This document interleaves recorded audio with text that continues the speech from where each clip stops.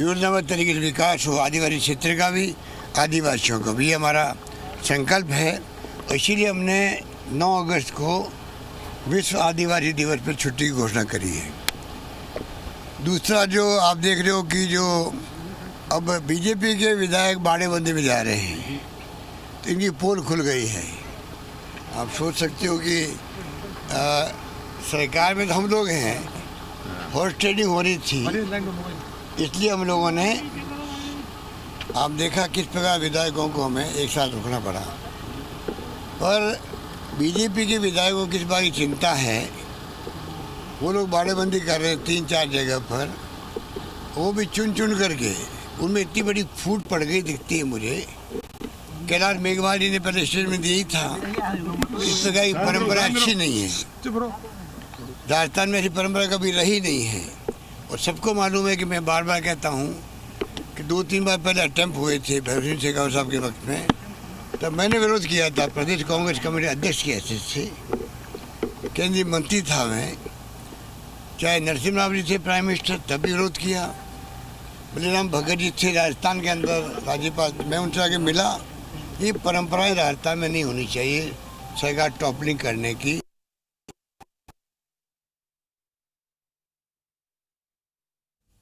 तो आप देख पा रहे हैं सीधी तस्वीरें ये जैसलमेर से। और दरअसल जब वो कर रहे हैं, विधायकों को भेज रहे हैं और बाड़ेबंदी करवा रहे हैं, तो मैं कहना चाहूँगा कि ये परंपराएं जो डाल रहे हैं, ये डेमोक्रेसी के लिए खतरे हैं। बार बार मैं कहता हूँ कि हमारी लड़ाई जो है, ये खाली सरकार को अस्थिर करने का षड्यंत्र जो इनका है, उसके खिलाफ तो संघर्ष ही है और विजय हमारी होगी, क्योंकि प्रदेशवासी हमारे साथ हैं। पूरे प्रदेश के घर घर के अंदर चर्चाएं हैं, ये बीजेपी ने तमाशा किया क्यों है। सरकार अच्छा काम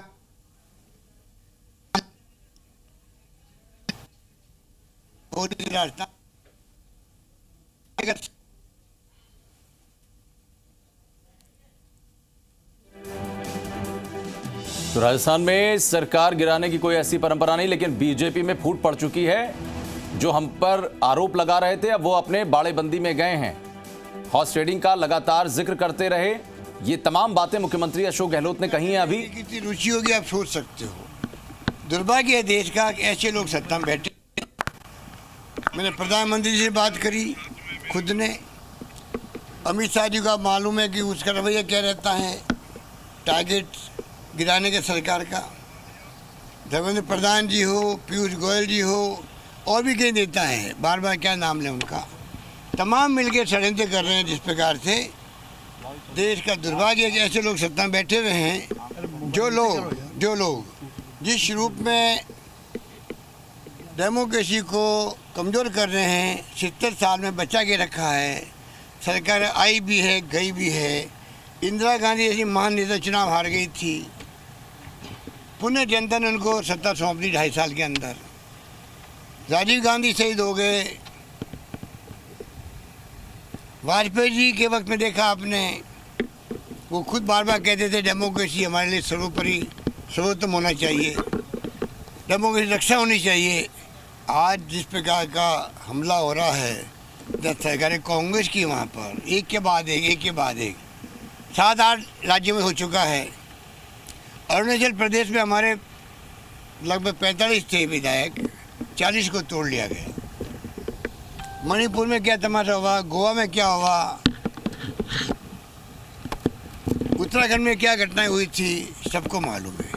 कर्नाटक में सरकार चली गई हमारी, तोड़ ली गई हॉर्स ट्रेडिंग से। मध्य प्रदेश में नंगा नाच हुआ, सबको मालूम है। ये हो क्या रहा देश के अंदर। हमारी लड़ाई जो है, डेमोक्रेसी को बचाने की लड़ाई है, वो जारी रहेगी, 14 के बाद भी जारी रहेगी, ये मैं कह सकता हूँ। आपने विधायकों को चिट्ठी लिखी है। और हम लोग जो है, विजय हमारी होगी, विजय सत्य की होगी, विजय प्रदेशवासियों की होगी, विजय तमाम उन विधायकों की होगी जो चाहते हैं, चाहे पक्ष में चाहे विपक्ष में हैं, कि सरकार अस्थिर नहीं होनी चाहिए। उनकी अंतरात्मा क्या कहती है, मैं उनका आह्वान किया है। मैंने कहा है विधायकों को, तमाम विधायकों को मैंने पत्र लिखा है, आपका परिवार क्या कहता है, आपकी खुद की आत्मा क्या कहती है, आपके क्षेत्रवासी जो आपके मतदाता है क्षेत्र, वो क्या कहते हैं, उनकी आवाज़ सुनो, फिर फैसला करो। सर, वसुंधरा राजे भी बीजेपी के बड़े नेताओं से दिल्ली में मुलाकातें कर रही हैं, तो क्या लग रहा है कि कुछ, चूँकि आप बोल चुके हैं कि बाड़ेबंदी। देखिए, उनका बीजेपी का तो वो क्या करते हैं, मुझे उससे कोई मतलब नहीं है। ये मतलब है कि बीजेपी के लोग देश में लोकतंत्र को कम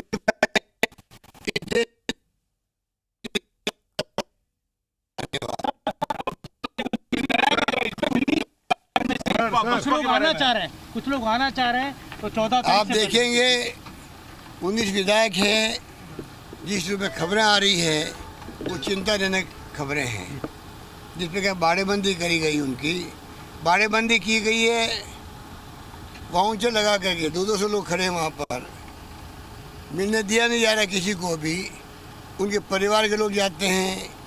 हमारे पहले एसओजी वाले गए थे, एसीबी वाले गए थे।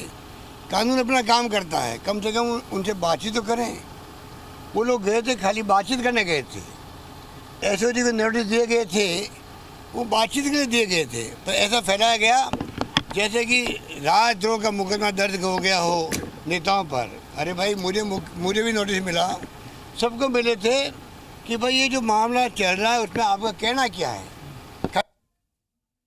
पर नोटिस था, उसको ऐसा प्रोजेक्ट किया गया नेताओं द्वारा जैसे हम सबको राजद्रोही बना करके देखिए हमारे खिलाफ में एसओजी मुकदमा दर्ज करा दिया गया, जबकि ऐसी कोई बात थी नहीं। इतनी जानबूझ करके जो ये बातें की जा रही है, ये दुर्भाग्यपूर्ण है। जनता ने बड़े विश्वास के साथ में सत्ता सौंपी है कांग्रेस को। राहुल गांधी जी ने दौरे किए थे, वादे किए थे जनता से, मैनिफेस्टो में हमने उन सब वादों को लिया है। हम चाहते हैं कि वादों को निभाने के लिए राजनीति कर दें, लगे हुए हम लोग। हालांकि कोविड के कारण उसे रेवेन्यू कम हो गई, केंद्र की भी राज्यों की भी, उसका अलग संघर्ष हम लोग कर रहे हैं। और दुर्भाग्य उसके बाद में सरकार अस्तर करने की, आप सोच सकते हो कि क्या इम्पैक्ट पड़ेगा पब्लिक पर। घर घर के अंदर के लिए, उन नेताओं के लिए जो हमारी पार्टी के थे और चले गए, घर घर में गुस्सा है राजस्थान के अंदर। वैसे वो खुद समझ रहे होंगे, अधिकांश लोग वापस आ जाएंगे हमारे साथ में। राजद्रोह की सर आपने धारा लगाई थी, फिर वापस ले ली गई। राजद्रोह की धारा के बारे में बसपा वो अपना काम करे। अगर मान लो धाराएं वापस ली गई है या लगाई गई थी,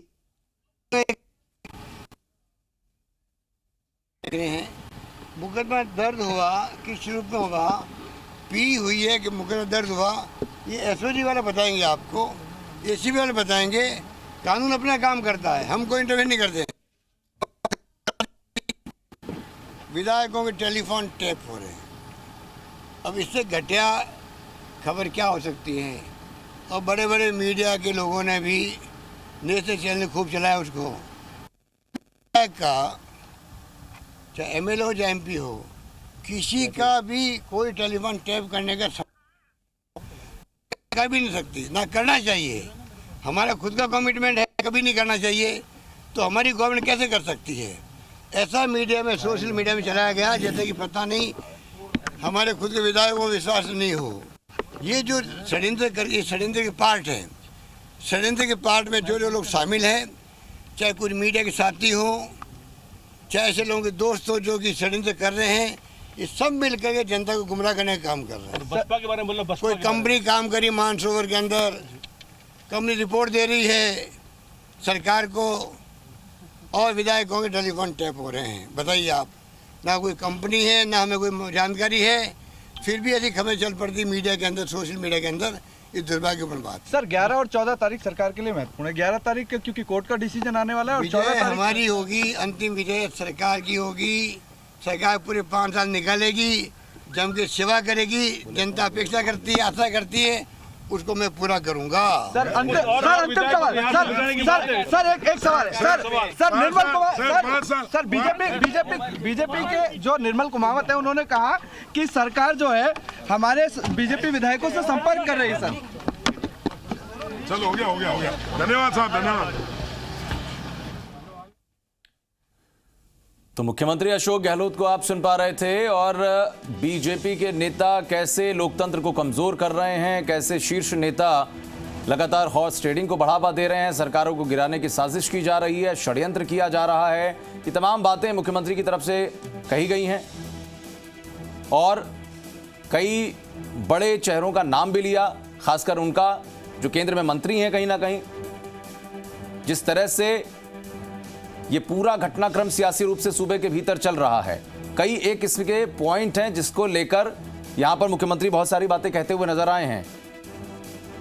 उनका सारी बातों को कहते हुए एक वक्तव्य था कि सत्य की जीत होगी, हम सच के साथ में आगे चल रहे हैं, ना तो किसी तरीके की फोन टैपिंग हो रही है, ना ही विधायकों को बाड़ेबंदी में रखा जा रहा है, सब स्वच्छंद हैं, स्वतंत्र हैं। लेकिन चूंकि षड्यंत्र किया जा रहा है विपक्षी दल की तरफ से, तो ऐसे में जिम्मेदारी सरकार की बढ़ जाती है, पार्टी की बढ़ जाती है कि अपने नेताओं को, अपने विधायकों को एकजुट रख पाए और उनके बीच में एक ऐसा संदेश दे पाए कि सब कुछ ठीक है और सब कुछ ठीक ही रहेगा, सच की जीत होगी।